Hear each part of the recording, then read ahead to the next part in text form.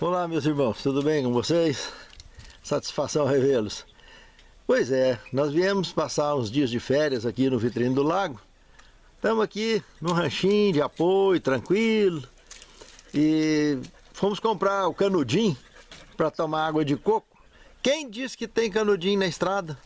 Em lugar nenhum que a gente veio de lá para cá a gente conseguiu encontrar o canudinho. Parece que acabou no mercado. Chegamos aqui, pegamos uma taboquinha, tá vendo ali? Cortamos de um lado, do outro. Tá aí, ó. Tirou o algodãozinho de dentro dela. Tá lá o canudinho prontinho. E tomando a água de coco natural. Isso é vida no campo. Qualidade de vida. Forte abraço. Muito bom. Olá, meus irmãos, minhas irmãs. Tudo bem com vocês? Uma alegria para mim revê-los através de mais um estudo da Palavra de Deus. Eu gostaria, antes de iniciar esse estudo, de convidá-los para uma palavra de oração. Santo Deus, muito obrigado, Senhor, pela oportunidade da vida, pela oportunidade de poder cumprir com a missão que Tu tens confiado a cada um de nós. Perdoe nossos pecados, nossas faltas, Senhor, que sabes que somos frágeis e somos mortais.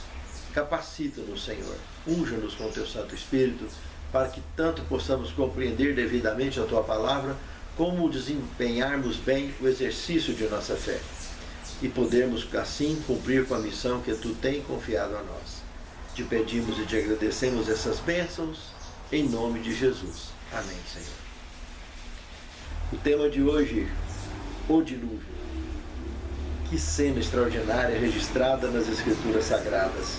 E é uma cena tão delicada que grande parte dos estudiosos e cientistas que vivem em nosso planeta contestam esse registro bíblico tão extraordinário. Aliás, contesta a Bíblia toda, né? O Gênesis, então, é um livro de carochinha. Mas o mais incrível é que tem muita gente na igreja que interpreta o Gênesis também da mesma forma, chegando ao absurdo de fazer comparações hilárias, comparações ridículas do capítulo 1, do capítulo 2, do capítulo 3 de Gênesis, então nem se fale. E o dilúvio não fica de fora. E, no entanto, assim está escrito. É um livro que está muito à frente do nosso tempo. Tem informações na Bíblia Sagrada que a mais avançada teologia e a mais avançada ciência não podem suportar, por se tratar do peso da verdade. Tanto quanto olhamos para trás e começamos a averiguar a nossa origem, a nossa história, inspirados nesses textos sagrados, nessas linhas sagradas, quanto olhar para frente, então nem se fala. Porque no meio desse percurso todo vem um tal de tradição religiosa, tradição mundana de um modo geral, que corrompe a pureza de olharmos com a devida ótica tanto o nosso passado quanto o nosso presente, nem se fala então o nosso futuro, e buscarmos de fato agradarmos a Deus, servirmos a Deus, não do jeito que nós achamos que está certo, mas do jeito que Ele pede, que isso está relatado no Escrito Sagrado, e não nas ordenanças tradicionalistas que não passam de doutrinas e ritos e ensinamentos de homens, como disse o próprio Filho de Deus, se referindo aos membros da sua igreja nos seus dias. Para nós hoje não fica de fora nem uma vírgula nem um ponto dessa questão. Mas é importante, com certeza é muito importante a nossa religião, a nossa fé, só que temos que aprender a adorar a Deus em espírito e em verdade, porque o Pai procura tais que assim o adorem. Lembra do Evangelho de João, capítulo 4, verso 23, quando ele falou isso para aquela mulher samaritana? Pois é, essas palavras ecoam até os nossos dias.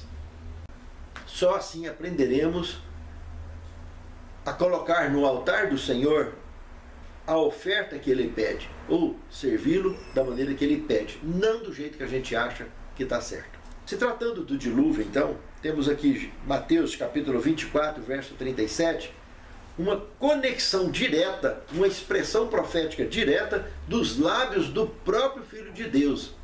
Olha como ele usou o dilúvio como base para formar um paralelo para os dias que nós estamos vivendo hoje, dos quais ele chama o dia da vinda do Filho do Homem. Assim como foi nos dias de Noé, assim será também a vinda do Filho do Homem. E se analisarmos o contexto que Jesus falou isso aqui, perceberemos detalhes que nem lá no Gênesis capítulo 6 comenta de forma tão aberta, tão detalhada. Jesus deu detalhes que no Gênesis nós não temos. Jesus comentou que o povo comia, bebia, casava-se e dava em casamento. Só essa questão dos filhos de Deus conhecer as filhas dos homens, tomar mulher de todas as que encontraram, é que nós encontramos gancho lá em Gênesis. Mas com relação a comer, beber, etc, etc, esse detalhe o próprio Filho de Deus mencionou, mas por um simples e único motivo, para mostrar a palavra cotidiano.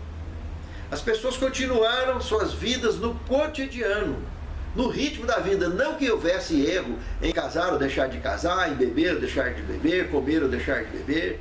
Não é essa questão aqui que o texto exalta. A questão levantada aqui é o cotidiano. As pessoas estavam no cotidiano e não perceberam a gravidade do tempo que eles viviam. Porque o cotidiano deles, a gente analisando lá em Gênesis, dá-se de que a terra se encheu de violência, a ponto que o Espírito, com E maiúsculo, o Espírito do Senhor, que foi profetizado por Noé, Deus usou ele para dizer para o povo daquela época que a graça dele, a porta da graça dele, ia fechar com 120 anos. Que ele, como um ser divino, não ia bater de frente com a humanidade por mais do que 120 anos, porque ele já estava cheio daquilo tudo, de tanta violência e tanta maldade. Essa é a grande questão. E esse mesmo Espírito Santo vai fazer o mesmo hoje nos nossos dias. Assim que Jesus disse está pronto, acabou. O Espírito Santo conclui a missão dele aqui na terra, o santo que se santifica ainda mais e o imundo que se suja ainda mais. Cai 7 pragas e aí ele vem nos buscar. O paralelo é o mesmo. Só que o chão vai sair debaixo dos pés de todo aquele que, independente de estar ou não dentro da igreja, não estiver preparado, não estiver com azeite, que ele tanto falou na parábola das virgens, lembra? 5 delas tinham o azeite, representando exatamente o aproveitamento dessa graça, da obra do Espírito Santo sobre suas vidas. As outras 5 eram tipo, Maria vai com as outras. Não estavam preparadas, não se prepararam com o azeite, não buscaram a conexão com o Espírito Santo, não buscaram a palavra para se fortalecer e aguentarem enfrentar a situação, até que o noivo chegasse, representando a própria volta de Cristo. E assim que Cristo chegou, pegou de surpresa. E aí, como é que faz? Essa profecia específica dos lábios do próprio Salvador, Pedro, lá na frente, dá detalhes sobre ela. 2 Pedro, capítulo 3, verso de 8 a 13. Olha o que disse Pedro lá. Amados, não ignoreis uma coisa. Um dia para o Senhor é como 1000 anos, mas 1000 anos é como um dia. O Senhor não retarda a sua promessa. Ele é longânimo para convosco, não querendo que ninguém se perca, mas que todos venham ao arrependimento. Mas o dia do Senhor virá como um ladrão na noite, no qual os céus passarão com grande estrondo, e os elementos ardendo se fundirão, terra, casa, poste, carro, obras que o homem construiu com suas mãos. Havendo, pois, de perecer todas essas coisas, mas pessoas vos convém serem santo trato e piedade, preparando-vos e aguardando-vos para o dia da vinda de Deus, não é mesmo? Mas nós, segundo a sua promessa, aguardamos novos céus e nova terra, nos quais habitam verdadeira justiça. Olha que paralelo impactante com isso que o Filho de Deus falou aqui. Agora nós vamos mergulhar dentro do contexto do dilúvio para analisar de perto essa situação e tentar nos prepararmos para não repetir essa história do dilúvio conosco, porque lá só escaparam 8 pessoas, 8 humanos. Aqui está previsto uma grande e incontável multidão, mas nós estamos contados dentro dela? Já parou para pensar nisso? Pense nisso, amado irmão. Pense nisso, amado irmão. Segundo tema, preparação para o dilúvio. Baseado no Gênesis, no capítulo 7, verso 6, nós vimos que quando estourou o dilúvio, Noé estava com 600 anos de idade. Como lá no Gênesis, capítulo 6, verso 2, está dizendo que seria 120 anos o tempo de graça para ele construir a arca, quando Deus falou com ele, então é só deduzir 120 de 600. Nós chegamos à idade de 480 anos para Noé, quando ele começou a pregar a última mensagem de advertência ao mundo antediluviano. E automaticamente iniciou a construção do grande barco. E outra curiosidade é que ele começou essa construção do barco em cima de um monte. Ele não construiu ele perto da água. Isso é mais chocante ainda.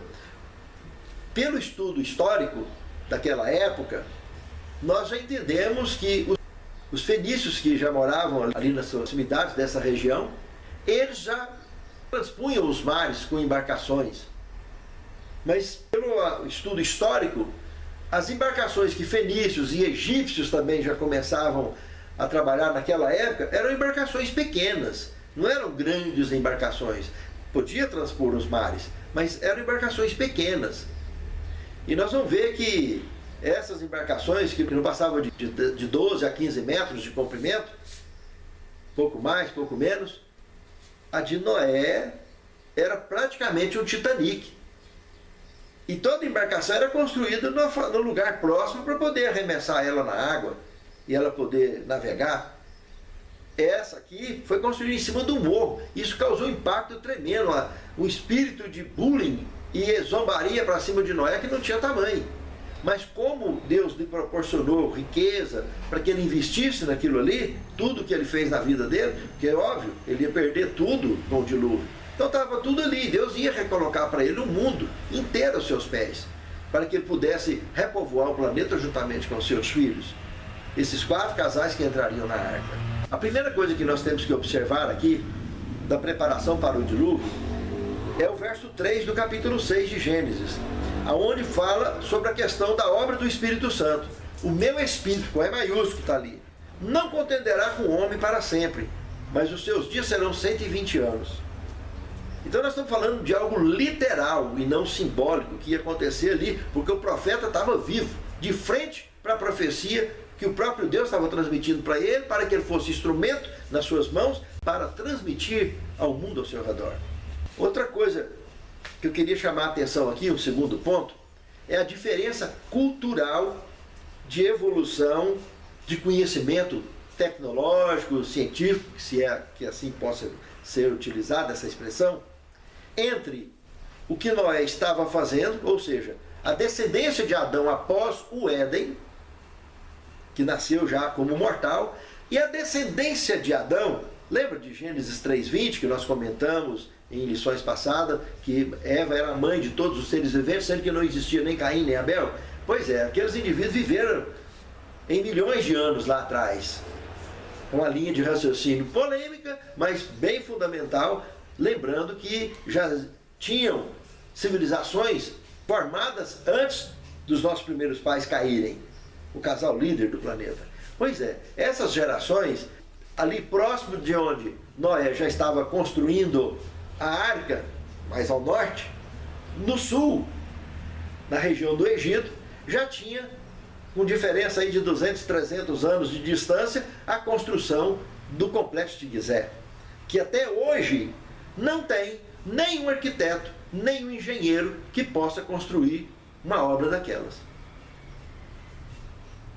Tanto pelo ponto de inclinação, que até hoje não existe nenhum arranha-céu no planeta que tenha o mesmo nível de inclinação daquelas pirâmides. A de Quéops, principalmente, a maior delas, não tem nenhum arranha-céu no planeta Terra que tenha o mesmo nível de inclinação delas. O corte daquelas pedras dá essa impressão que cortou com tanta precisão, como se fosse com um laser, sei lá. E tem os lugares onde, de 25 km até 800 km do Cairo, tem os pontos onde elas foram cortadas. E nós não temos até hoje nenhum equipamento que corte uma pedra daquela com tanta precisão. E a forma de encaixe delas num edifício de mais de 200 metros de altura, mais de 200 metros de cada lado dela, não tem simplesmente ninguém que o faça. E antes de fechar em cima, os móveis desceram por dentro, porque pela porta não passa até hoje. Sabe, irmãos? Nós não temos. Então, eram seres que já estavam muito à frente dos nossos dias, porque até hoje não tem ninguém. Olha quantos anos que já passaram. Nós estamos falando de mais de 2.500 anos antes de Cristo, a construção dessas pirâmides, e hoje nós já estamos no ano 2022. Observe, que coisa tremenda. E não tem até hoje ninguém que consiga fazer. Então nós estamos falando de uma diferença cultural que o terceiro ponto aqui a ser observado, que o dilúvio seria o realinhamento dimensional dessas culturas. Por isso que ficou essa obra fenomenal do Complexo de Gizé, dentre outras, que devem existir. Me refiro a ele porque ele é o destaque, é o mais conhecido. Mas ficou uma obra fenomenal, de avanço científico e tecnológico inquestionável, incontestável, que até hoje não tem ninguém que faça um igual. E foi um realinhamento dimensional, porque nós podemos ver, tanto no Apocalipse quanto em Filipenses, capítulo 2, verso 10, e Apocalipse, capítulo 5, verso 13, ou capítulo 12, verso 12 também de Apocalipse, nós podemos ver seres debaixo da terra, seres debaixo do mar, dentro do mar. Já nos diz o Novo Testamento. Os escritores dessas obras, inspirados por Deus, citaram isso.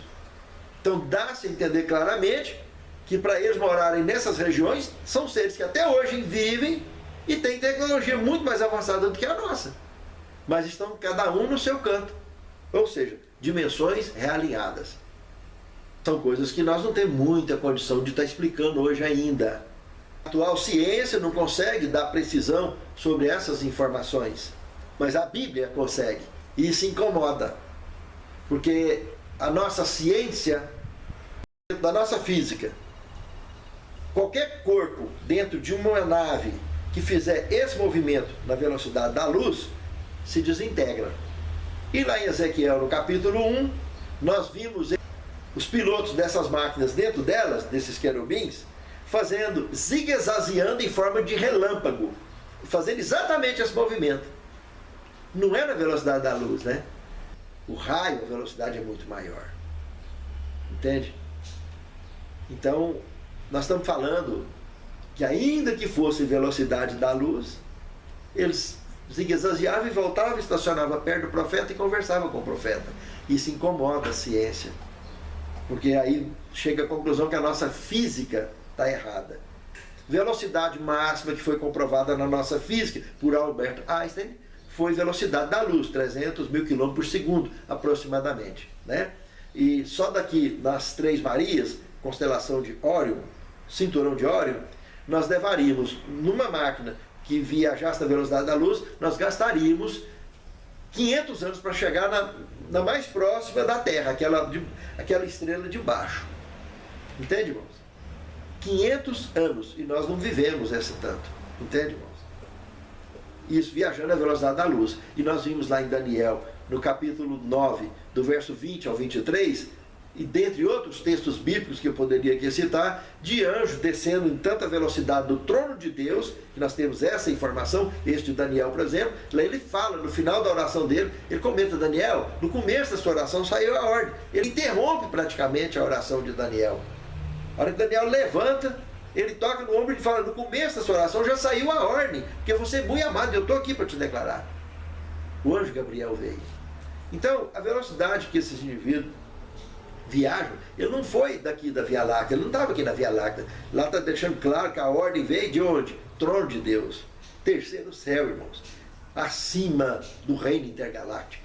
Nós estamos falando fora da Via Láctea, reino intergaláctico, segundo céu e terceiro céu acima de tudo isso. Primeiro céu a Via Láctea, segundo céu intergaláctico, terceiro céu acima de tudo isso. Aquele anjo traçou de lá para cá, em fração de segundo, e estava ali. Então, está muito longe a nossa física de ser física dentro da realidade. Porque os que vivem como raça pura no reino eterno não tem nada a ver com a nossa cultura e com o nosso entendimento. porque lá não tem passado, nem presente, nem futuro. Simplesmente lá é. E é para sempre. E é o que nós vamos voltar a ser, para a honra e glória de Deus. O quarto ponto que a gente deve observar aqui, irmãos, é a ordem para o preparo desse grande barco e a execução da obra. Deus passou um projeto para ele, completo. Aonde, do capítulo 6, do verso 14 ao 16 de Gênesis, ele dá as medidas. Ele está dizendo o seguinte: é para você fazer uma arca com 300 côvados de comprimento. Irmãos, os côvados aqui, eu peguei a média dos côvados bíblicos, dá uma média de 48 centímetros aproximadamente. É o que vai daqui do cotovelo à ponta do dedo aqui, dessa parte aqui. Isso é um côvado. 48 centímetros em média. A média dos côvados bíblicos. Então nós estamos falando aqui de um barco de 144 metros de comprimento. 50 côvados de largura. Nós estamos falando de 24 metros de largura. E 30 côvados de altura. Nós estamos falando de 14,40 metros de altura. E a janela era para ter a altura de um côvado, 48 centímetros. Não fala o comprimento dessa janela, mas ela tinha essa altura. Não comenta sobre o comprimento dela, mas deve ser bem maior, para que pudesse dar uma ventilação. Se for uma só, imagine que corria de fora a fora. Se forem várias, era esse o padrão. E a porta também não comenta o tamanho dela, era para ter sido feita embaixo, com 3 andares. Andar primeiro, andar segundo e andar terceiro. Está bem claro aí o destaque da orientação do projeto dado a Noé. A carga desse barco eram 8 seres humanos, 4 casais. Noé e seus 3 filhos, que ambos se casaram com filhos dos homens. E eles eram filhos de Deus. Mistura. Lembra que Jesus mais tarde se identificaria tanto como filho do homem quanto como filho de Deus? Pois é, ele mostra que o filho do homem pode se tornar um filho de Deus. Ele veio para salvar a todos os que havia perdido. Está aqui a classificação já no dilúvio, né? Houve a mistura e depois eles repovoaram a terra nessa mistura. E Deus teve que trabalhar nessa descendência, escolher um desses 4 casais, que no caso ele escolheu a Sem, o primogênito, aonde ele buscaria o DNA ideal para que mais tarde o Filho de Deus pudesse vir. Animais, ele pediu 7 casais de animais limpos e um casal de cada animal imundo para entrar na arca. As aves, ele pediu 7 casais, tanto de limpos quanto 7 casais de imundos para entrar na arca. Mais um mantimento para tratar dos animais dos humanos. O peso estimativo carregado desse barco todo é de 45 mil a 50 mil toneladas, meus amados irmãos. Olha o tamanho da criança. Feito naquela época, 2.350 anos antes de Cristo. Um quinto ponto que eu quero levantar aqui, meus amados, é um paralelo com essas datas bíblicas, tanto do início do dilúvio, quanto no desempenho de todos os passos que aconteceram. Se você observar lá em Gênesis capítulo 8, verso 14 ao 16, vocês vão perceber que foi no dia 27 de maio do ano seguinte, eles desceram da arca definitivamente. E esse dia aqui, irmãos, também foi o dia que Jesus seria assunto aos céus. É o final dos 40 dias que ele passaria aqui na terra após a sua morte. Lembra? O dilúvio foi o único fim do mundo que teve. Esse é um sexto ponto da gente levantar. Se esse é o único fim do mundo que teve, e Jesus vai lá e faz esse paralelo para nós, nós precisamos de entender que o que nós estamos passando hoje, desde que iniciou essa pandemia para cá, ela atingiu o planeta todo, irmãos. Ela alterou a estrutura vital e emocional do planeta. A partir dessa estrutura, dentre outras situações, no tal de picadinha que aconteceu, multiplicou o volume de óbitos em todo o planeta por vários motivos. Mortes súbitas em pessoas bem jovens, etc. E um monte de confusão. Não é possível que as pessoas não conseguem perceber. O dragão, que vai de encontro aos reis da terra, tentando manipular uma estrutura comunista internacional para dominar a humanidade. Desenvolveram sistemas de monitoramento de toda a natureza, com chip ou sem chip, através de introduções artificiais, dentro dessas picadinhas, dentre outras coisas mais, tentando implantar na marra um sistema de inteligência artificial que se possa manipular a humanidade. Os donos do mundo estão tentando fazer isso. E as pessoas não estão percebendo. O pavor com que foi implantado com essa pandemia, e mais as picadinhas, nem se fala, as pessoas, mesmo estando livre da crise da pandemia, propriamente dito, estão com medo de andar sem as máscaras. É como se ela passasse a se tornar um adorno, como se fosse, numa época usou chapéu, outra época sem chapéu, uma vez usa um óculos quadrado, usa óculos Ray-Ban, na época usa enfeite na roupa, sem enfeite na roupa. Agora tem mais esse enfeite aí, que para mim isso não passa de focinheira. O povo viciou, ficou dependente da focinheira. Sabe, o pânico, o medo, o terror, para transferir aquela ideia de que qualquer coisa é melhor do que a praga. O problema é a gente perceber que com isso a igreja foi jogada no chão e está tentando se levantar com qualquer outro segmento do planeta. Alguns segmentos comerciais explodiram, se deram bem nessa jogada, mas um monte quebrou e foi para o chão. E a igreja não deixou de ser uma delas. A ordem que foi dada para ir e pregar a todo o povo tribilíngua, essa foi reprimida, foi retardada. Porque aonde que a miséria do planeta Terra tem condição de comprar um celular, nem se fala televisão, para poder assistir a pregação do Evangelho? Entende, irmãos?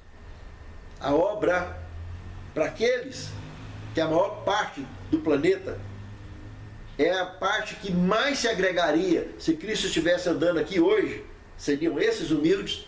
Esses não estão recebendo a pregação do Evangelho como deveria receber, porque o povo ficou com medo, alarmado, e deixou de cumprir a missão do ID.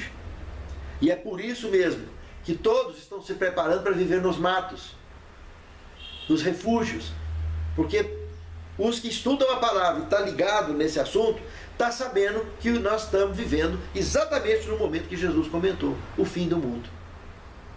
A qualquer momento, como Pedro disse, o chão vai subir debaixo dos pés. Ele vai vir como ladrão na noite. Quando você vê, está dentro do quarto com a arma apontando para você. E aí, como é que fica? E o óleo? O óleo das virgens prudentes, cadê?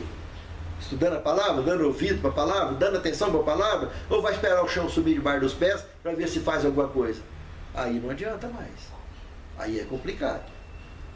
Aí o sofrimento pode ser muito estúpido, para você conseguir fazer alguma coisa no meio do desespero. Uma coisa, irmãos, é a gente ver uma casa pegando fogo e achar o que seria feito ou deixar de ser feito. Ver alguém pegando fogo na roupa e achar o que poderia ser feito ou deixar de ser feito. Outra coisa é você estar pegando fogo na sua roupa e você ter que se livrar disso de qualquer jeito. Entende a diferença de raciocínio? O cérebro trabalha de uma forma e você vê no fogo lá na frente, mas na hora que ele pega na sua roupa, o pânico é só ele que toma conta. E aí? Quem vai ter cabeça fria para resolver isso? Então é complicado. É muito complicado.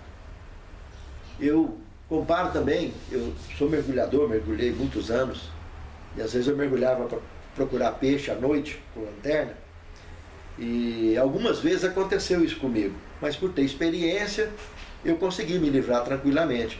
A gente carrega a faca na perna embaixo, com a roupa de mergulho, normal, sem oxigênio, né? Porque para caçar peixe não pode usar oxigênio, é crime, é proibido. Mas para mergulhar, para caçar peixe, pode tirar a licença normal, que é a mesma licença da pesca embarcada. Então à noite eu mergulhando, algumas vezes aconteceu isso comigo. Eu consegui arpoar um peixe, mas o tiro não pegou de forma precisa nele, e ele foi lá na garrancheira de pau e veio na minha perna. Foi lá na garrancheira de pau e veio na minha perna, me amarrou lá embaixo. Então, uma pessoa que não tiver a cabeça no lugar, fresquinha, tranquila, apavoraria e já morreria afogada ali embaixo, sem oxigênio.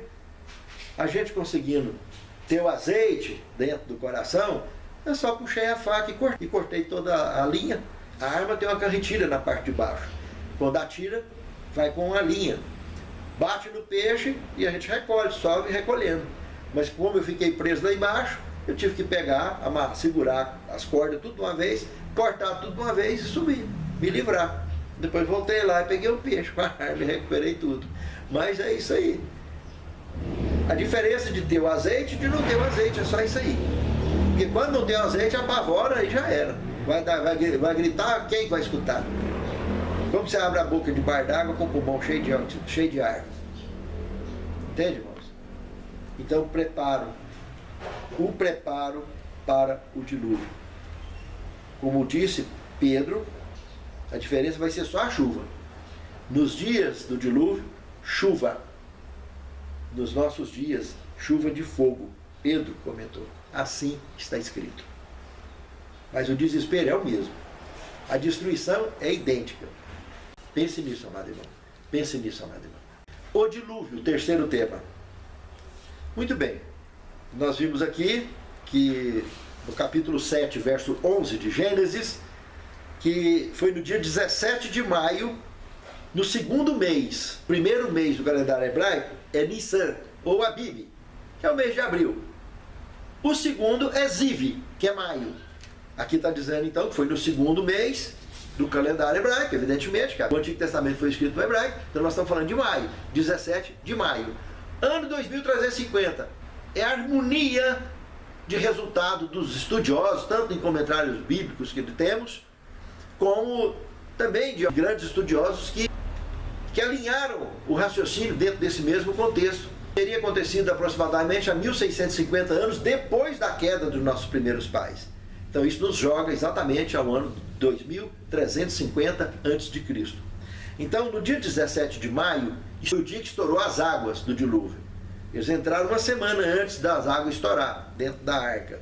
Mas nesse dia aqui, o que o texto bíblico aqui afirma, de Gênesis capítulo 7, verso 11, é que estourou o dilúvio nesse dia. E Noé estava com 600 anos de idade, como comenta aí no verso 6 desse mesmo capítulo 7 do livro de Gênesis. Primeiro ponto. Com o dilúvio, a terra some. Só tinha água pela vista fora. O barco se deslocou de cima do monte e foi embora. A água pegou ele lá em cima rapidinho. E a água veio da onde não pode imaginar. Vocês lembram lá no primeiro estudo, se não me falha a memória, eu comentei uma galáxia onde teria o maior complexo de água em vapor, está em forma de vapor, do universo, detectado, e também milhares de vezes maior do que a massa do nosso Sol, que são milhões de vezes maior do que a Terra. Pois é. Então, Deus não precisava de nada disso, mas Ele montou um universo todo preparado para poder fazer tudo o que é necessário ser feito, porque Ele é o Senhor. Ele montou alguma coisa para funcionar de forma automática, mecânica, precisa. Quem atrapalha isso tudo e tem atrapalhado é a cambada que vive abaixo da faixa do conflito, o pecado, os mortais, que vivem em confusão e conflito, atrapalhando a harmonia do reino eterno. Jesus comentou no Novo Testamento também que a terra tem sido atacada com violência. Entende? Ele falou isso de maneira muito precisa. Não dá tempo na lição da gente entrar em tantos detalhes. Mas essa é a verdade, que a terra tem sido agredida com muita violência. E esses mundos abaixo da faixa do conflito. E Jesus está vindo para realinhar tudo isso aí, para colocar tudo no seu lugar novamente e eliminar essa faixa do conflito de vez, encerrar o cenário do grande conflito entre o bem e o mal. Outra coisa que nós precisamos entender aqui, que a Terra ela voltou a ficar, tipo no Gênesis, né, sem forma e vazia, porque ela sumiu, ficou uma bolha d'água no espaço de novo, toda ela, só tinha a arca de Noé passeando em cima disso aí, para lá e para cá. Aí ficou uma ideia de quê? De que Deus é o centro da vida, Ele dá e Ele tira, não tem vida fora dele. O ser humano tinha que entender isso de uma vez por todas. Ali eles estavam de frente para uma chuva incomum e letal. Entende? Então, lá foi uma chuva incomum e letal, porque nunca tinha chovido até ali. O tipo que existia era um vapor que corria toda a terra e regava a terra, como nós vimos lá no capítulo 2 de Gênesis. Mas aqui nunca tinha acontecido. Incomum e letal. A primeira que apareceu. Agora vai ter outra incomum e letal tão quanto. Só que de fogo. Entende, irmãos? Lá no capítulo 8, verso 4, é outra coisa que eu quero chamar a atenção. Foi quando a arca encalhou lá no Ararat. Lá está falando que também foi no dia 17, mas de outubro. Etanim. Ou Tisri. Se refere a outubro. E só no dia 27 de maio do ano seguinte é que eles foram descer da arca, como temos lá em Gênesis capítulo 8, verso 14 ao 16. E esse dia, lembra do paralelo que eu fiz? É o dia que Jesus subiria assunto aos céus. O que me chama a atenção aqui nesse fechamento todo do dilúvio, irmãos, só 8 humanos, só 4 casais aceitaram a mensagem.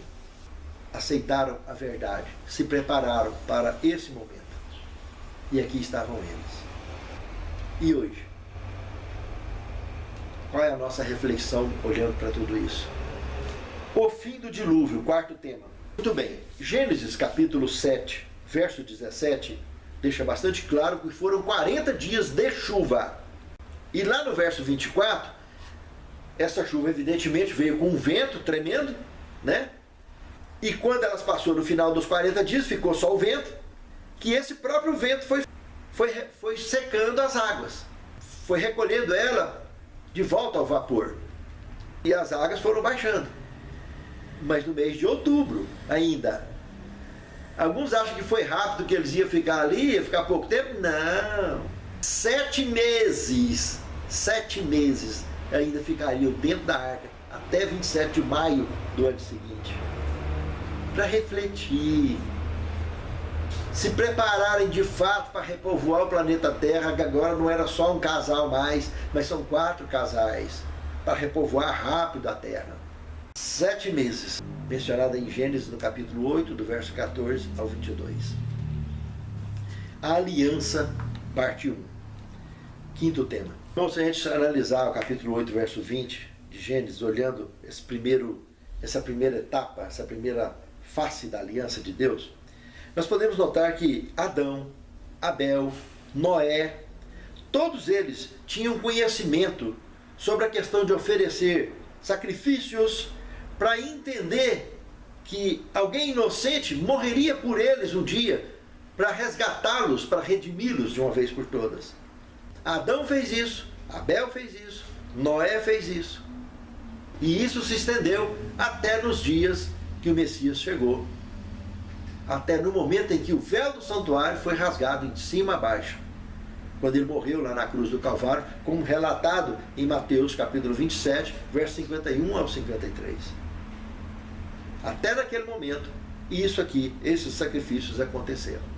Depois, dali em diante, ele se tornou a oferta que pagaria o preço, porque ele morreu a morte eterna, como Apocalipse 1,5 fala, ele morreu a morte eterna, pagou o preço e ele só ressuscitou porque ele não tinha pecado. Se ele tivesse pecado, ele não ressuscitaria. Ele paga o preço. Aí, como ele se ofereceu desde a eternidade, o preço já estaria pago, só precisava de cumprir ele aqui. E o diabo fez tudo para ele não cumprir. E ele cumpriu. Não pecou em nada. Por isso ele ressuscitou e pagou. E aí a casa caiu em cima do diabo de vez. E de todos aqueles que vivem e que insistem em viver nas trevas. E aí garantiu a salvação tanto para trás de Cristo, quanto para frente dos seus dias, que alcança a mim e a você hoje. Esta foi a visão dos sacrifícios que aconteceram de Adão, Abel, Noé e até nos dias de Cristo, onde ele agora já garante pela sua graça a salvação de todos, tanto para trás quanto até os nossos dias. E até aqueles últimos que estarão de pé sobre a face da terra, quando ele se manifestar nas nuvens dos céus. Aqueles, evidentemente, com azeite, como as virgens prudentes. Porque as que tiverem vivas, porém sem o azeite, vai pedir aos rochedos e às montanhas para cair sobre nós, para esconder da face daquele que está sentado no trono. Como diz Apocalipse capítulo 6. Lembra disso? Pois é. No sexto tema, a aliança parte 2. Gênesis capítulo 8, do verso 21 até o capítulo 9, verso 1. Aqui aparecem mais dois pontos interessantes, olhando essa segunda parte dessa aliança. O primeiro é a clara ideia da salvação pela graça.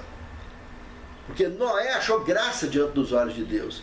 Aqueles 4 casais acharam graça diante dos olhos de Deus.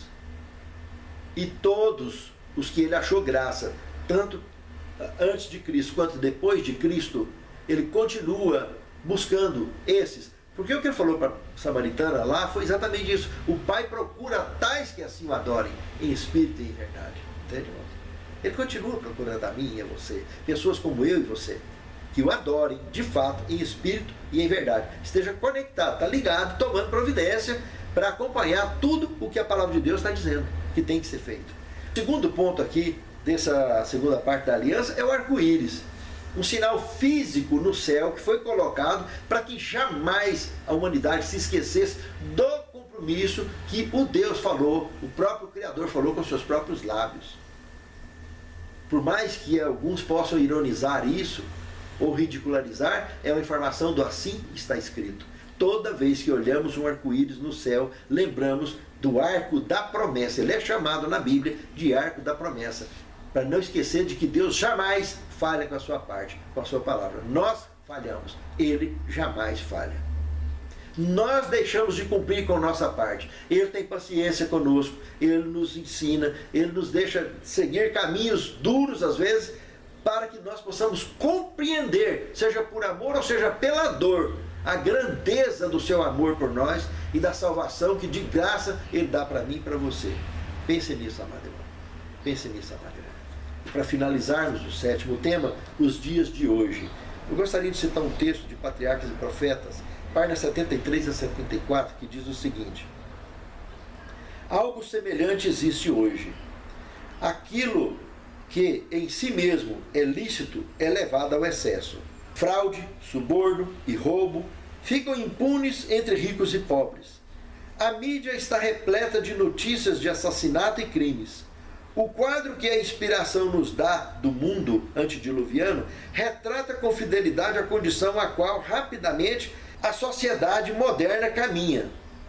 Mesmo agora, no século atual. Quem está escrevendo isso aqui foi do século passado, hein? Aliás, ela começou no século atrasado. Passou pelo século passado, morreu no século passado e hoje nós já estamos no século da frente. Nós estamos falando de século XIX, século XX, século XXI. Presta atenção. E ela continua dizendo aqui: mesmo agora no século atual e nos países que professam ser cristãos, há crimes diariamente cometidos tão hediondos como aqueles pelos quais os pecadores do antigo mundo foram destruídos. Irmãos, aqui, já desde o século XIX, onde ela escreveu isso aqui, ela estava falando isso aqui, irmãos. E nós estamos assistindo isso com a cara dura. Ela não tinha nem noção. Com a pandemia tão violenta, já bateria sobre a Terra logo após a Primeira Guerra Mundial, após a sua morte. E uma outra hoje, nos nossos dias, que além de não só da pandemia, mas a tal de picadinha que eles arrumaram aí, que está dizimando com a face da Terra, reduzindo a população da humanidade, para que possa ficar menos gente possível para os donos do mundo escravizar e tratar à custa de auxílios emergenciais. E só aqueles que estiverem lá nos matos, que não vai precisar de depender desses auxílios emergenciais, que poderá ficar livre, quem sabe, ser considerado fanáticos e doidos, né? Lá no meio do mato, vai poder viver mais tranquilo um pouco, menos sufoco. Fácil não vai ser, que é uma rotina totalmente diferente, né? De estar aqui acomodado, sofá gostoso e tal. Lá não é bem assim. Mas a gente, pela fé, é que o justo vai viver. E a gente vai conseguir, em forma de comunidade, em forma de mutirão, nós vamos estar conseguindo nos mantermos e sobrevivermos e concluir com a nossa missão de pregar a todo o povo tribilíngue.